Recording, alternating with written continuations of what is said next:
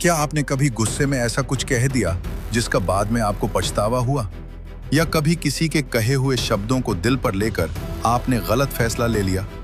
अगर ऐसा हुआ है तो आप अकेले नहीं हैं। हम सब इस स्थिति से गुजरते हैं। हम सब के अंदर अलग अलग भावनाएं होती हैं। खुशी, गुस्सा, डर, दुख, जलन, उत्साह। यही भावनाएं हमें इंसान बनाती हैं। लेकिन समस्या तब शुरू होती है जब हम अपनी भावनाओं को कंट्रोल करने के बजाय उन्हें हमें कंट्रोल करने देते हैं। भावनाओं को एक आग की तरह समझिए। अगर आग सही दिशा में हो तो वो खाना बनाती है, रोशनी देती है। लेकिन अगर आग बेकाबू हो जाए तो वो सब कुछ जला सकती है। ठीक उसी तरह अगर आप अपनी भावनाओं को कंट्रोल करते हैं तो वे आपकी ताकत बनती हैं। लेकिन अगर वे आपको कंट्रोल करती हैं तो वे आपकी कमजोरी बन जाती हैं। अब एक रियल लाइफ एग्जाम्पल लेते हैं। मान लीजिए आप कॉलेज में हैं और किसी दोस्त ने आपके बारे में कुछ गलत बोल दिया।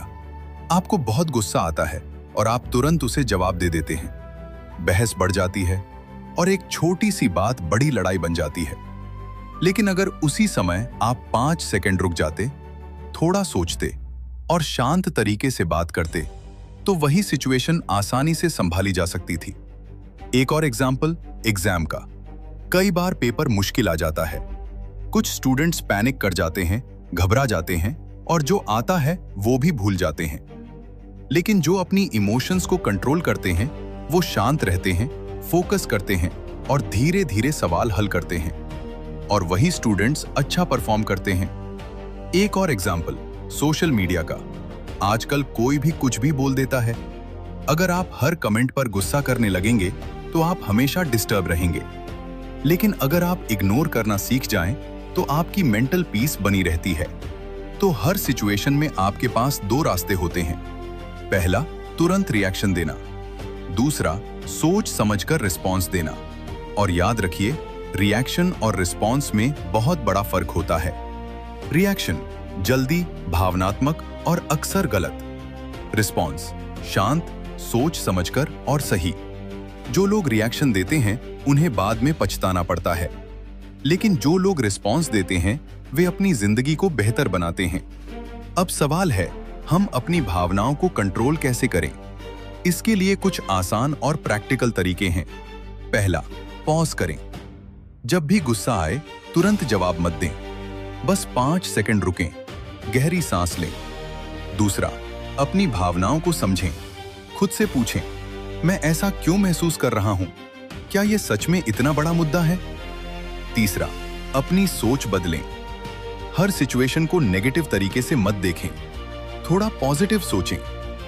चौथा, प्रैक्टिस करें। इमोशन कंट्रोल एक दिन में नहीं आता, हर दिन थोड़ा थोड़ा प्रैक्टिस करना पड़ता है। एक और रियल लाइफ एग्जाम्पल। घर में कभी कभी छोटी छोटी बातों पर बहस हो जाती है। अगर उस समय आप गुस्से में कुछ गलत बोल देते हैं तो रिश्तों में दूरी आ जाती है।